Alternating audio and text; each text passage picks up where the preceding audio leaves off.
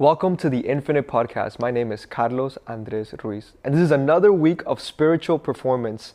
This is my favorite part of what we do when we get to dive into the Bible and extract principles that Jesus left on earth for us to use in our everyday. And last week we talked about how there are hidden clues of our relationship with God in the universe. Think about artificial intelligence and it's us longing for something that is greater than us and has more knowledge than us to give us insight and to a certain degree make decisions for us. And so often that is actually prayer. We try to go to God and like, yo God, what is the answer to, what is the right decision to, and so outside of what we do, you don't even have to say God to be able to see the hidden clues that reveal that we long for a relationship to something greater than us. And so we've been talking about John 15:5 and these specific words of Jesus, and we've just been pulling from these words that he dropped and finding how some of these words can be contextualized to today and how it can help athletes, coaches, parents, or just anybody really that can embrace this and implement it into their everyday to tell the most compelling story in our limited time here. I'm convinced that if we're able to take these principles of Jesus and implement them in our everyday, our story is going to go from a finite life that we have here, and your story will become infinite, and there will be people that will be inspired by you even when you're no longer here. And so we're going to dive right into it. We're going back to John 15:5, and the verse says, I am the vine, you are the branches. If you remain in me and I in you, you will bear much fruit. Apart from me, you can do nothing.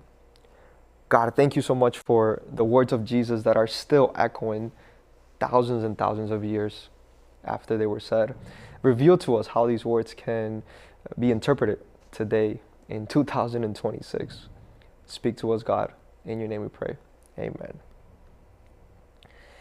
Last week we talked about the word if, and today I want us to hone on another word, just one, because I think that every single word that Jesus chose was so intentional. And every single word can propose to us something that can transform our lives from average to great, from a finite story to an infinite story. And the word that I want us to just dive into today is the word remain. If you remain in me and I in you. We won't even go into the fruit. We won't go into the analogy of the branches. We won't go into apart from me, you can do nothing. Let's just dive into the word remain. And especially working with athletes, the word remain is one of the most exposing words because we live in a reality in which it's not normal for people to remain in that same team, in that same environment. It's not normal for people to remain in the same job. Honestly, the divorce rate is so high, higher than ever, that it's so hard for people to just remain in a romantic relationship. And I try to talk to the athletes that I work with about the power of remain. I don't often get to use the Bible to explain to them the power of remain, but the reality is that sometimes the principles are just out there and the Bible just backs up what's already out there. For me personally, Michael Jordan, Messi, and Tom Brady are the greatest athletes to ever do their thing. And to the point that just not just inside of their sport, but outside, they are recognized for being the GOATs. And in my opinion, for me, Jesus is my GOAT. And there's something about when a GOAT is talking. So if Michael Jordan is talking, because there's greatness in him, there's greatness in the words that are coming out of his mouth. I listened to his interviews. I listened to him talking in the documentary of The Last Dance. Messi, I listened to his interviews as well, and a lot of the podcasts that he's been invited. And I want to extract some of the principles that are coming from inside of him in these moments in which words come out of his mouth. And same thing with Tom Brady, because they have elevated their sport to a level in which no other human has. And so their story has become infinite. And when I think of those three stories of Michael Jordan, I know that Michael Jordan was cut from his high school basketball team. I also know that Michael Jordan played 15 to 16 seasons, and he's known to be the GOAT in basketball. Some people may argue, but he's known to be the GOAT because he won 6 championships in a row, and that's never been done, or 3 and 3, but he never stepped into a finals and lost it. And that result can be a big part of why he's the GOAT. But when you look at his story, the reality is that he doesn't get to those 6 rings if he doesn't remain.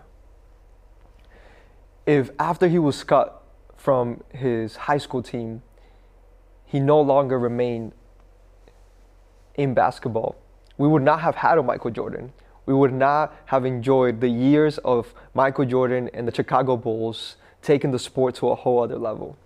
If Jordan didn't remain, we would have missed the greatest basketball player of all time. When you think of Messi, he has played in 4 World Cups and he's won 1. If you don't follow soccer, the time gap in between each World Cup is 4 years.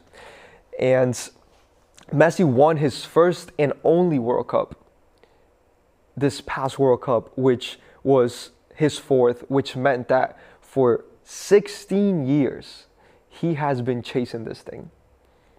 Some of the athletes that I work with, that's their entire life. If Messi didn't choose to remain for 16 years, he would not have gotten his World Cup. Yes, he is so talented. He is gifted, and he has everything that a soccer player would love to have in his skill set and in his talent. But that wasn't enough, because out of 4 World Cups, he only won 1. And so I wonder if, in fact, his ability to remain was more important than his talent. If Messi doesn't remain, he doesn't get a World Cup. And then there's Tom Brady. Tom Brady was drafted in the 100 and I think 90 or 80 something. And he had to sit and wait until somebody decided to invest in him and take a chance for him to be the substitute quarterback, the backup quarterback. I wonder what was going through Brady's mind every single pick as he had to remain in the draft. And then after he got drafted, he had to remain at training and get in fewer snaps than the starting quarterback. And so going from one of the last draft picks to becoming the quarterback who has won the most Super Bowls of all time, I still don't believe that talent was the differentiator. I think it was his ability to remain. And so when I look at the words of Jesus, and Jesus has remained, and there's something connected that when you elevate a sport or a craft or anything to the highest level, the story itself remains. But what it takes for that to happen is to actually also remain within that craft. And the story of Jesus, whether you believe in him or not, has remained for thousands of years. And so what does it look like now when we bring it back to us and all of our dreams, all of our goals, all of the things that we want to do? I wonder if greatness in our story is our ability to remain. When we want to give up, when we want to go elsewhere, whether it's job, whether it's soccer team, whether it's basketball team, whether it's school, whether it's relationship, what if your ability to remain was the only thing stopping you from reaching greatness? My wife and I went to New York for my birthday, and she asked me, what did I want for my birthday? And I mean, I have everything that I want. And for me, it was just like, let's spend time in New York, and I get to spend time with you. And we were going to go to an event that I wanted to be part of. So like the weekend was perfect. But she asked me like, no, I want you to choose something. And I said, okay, let's go to, there's this building called The Edge, and you can go to it's a rooftop, and you can see all of New York. And so my request to her was, can we find a way to get there at the time that I was born? And my wife the moment I just think of something I want, she'll do anything to make it happen. So getting me to the edge, to the rooftop at 4:05 was her mission. She was gonna do whatever it took to get us to the edge at 4:05. And so we don't live in New York, so she needed to Google the transportation, the train, all the things that needed to happen. And so we got going, and the first thing that happened was that we were on the wrong side of the train tracks. And so we were gonna get the train that would take us the opposite direction. And so we ended up missing, actually no, we didn't end up missing. We ended up having to walk all around the station to get to the side of the train that was gonna get us to the edge, the rooftop. And then we realized that there had been an accident in that line or whatever number that was of train. But while we were waiting for the train, she decided to buy the tickets. And so we had to pick a time. So now the train was delayed. We had chosen a time, and she was just losing it because the one thing that she wanted to do to get her husband to the rooftop at 4:05 was less and less likely as the minutes went by. So then we had to pivot. We had to go outside of the station, find a different train that would get us to another color or number. I don't even remember how trains work in New York. But then there was no way that we were gonna make it there at 4:05.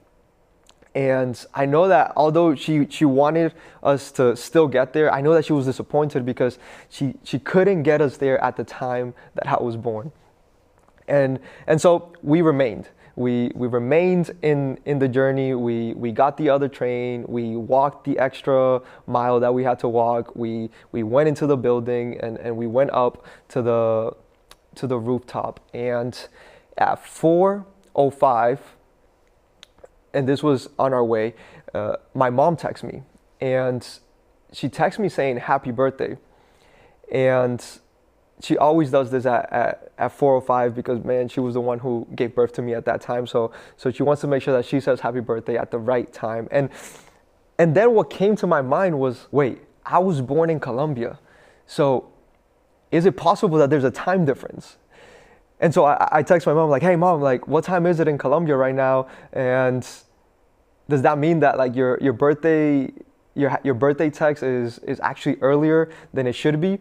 And we realized that we were 1 hour early in our entire journey, and therefore we were gonna get to the rooftop at 4:05 Colombian time, which was where I was born. There's something unique about our ability to remain.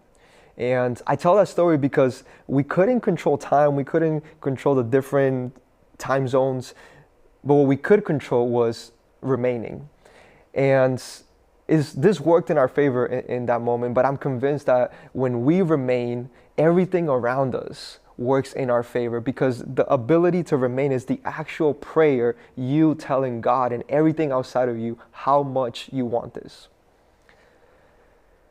And so the question becomes, okay, if I need to choose to remain, what do I need to remain in?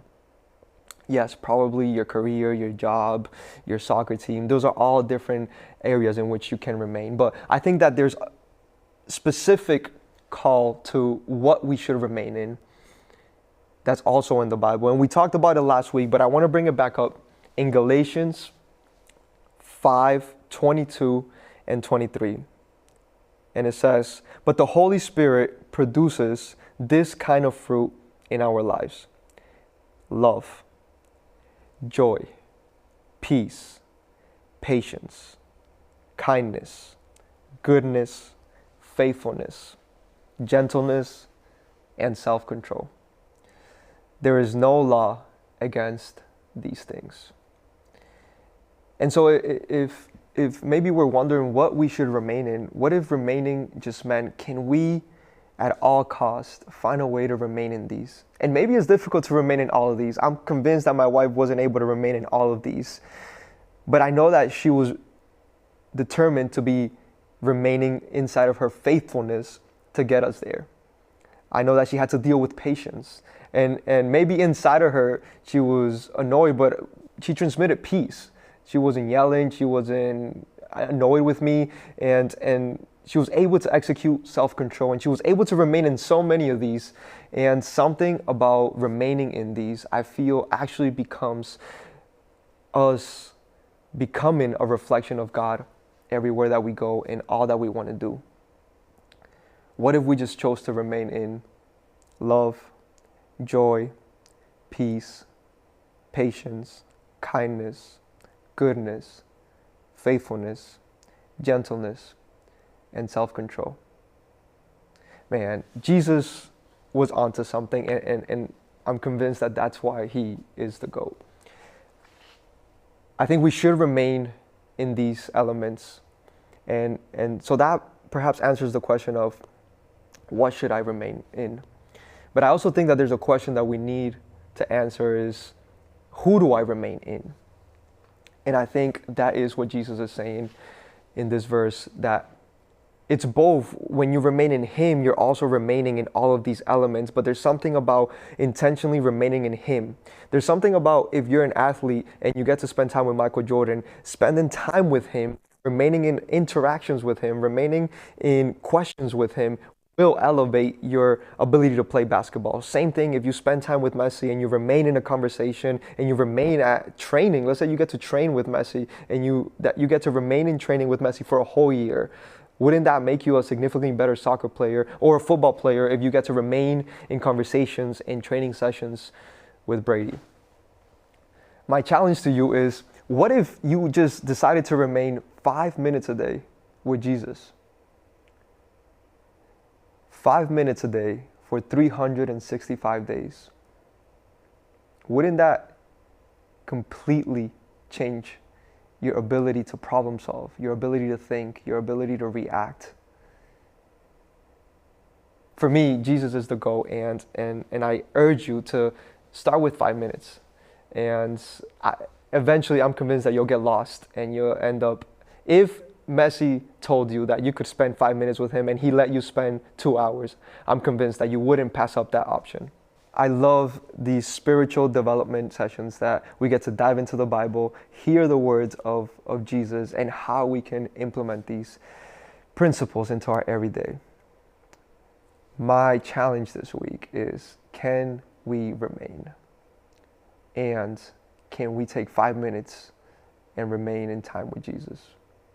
Hey, thank you so much for listening. If this was helpful, follow us, comment, share, like. If you thought about somebody that maybe could use the idea of, or the principle of remaining in a way to maximize their performance or capacity in any domain, share this with them. And we'll see you guys next week. We're going to continue to dive into the words of Jesus in John 15:5. See you guys.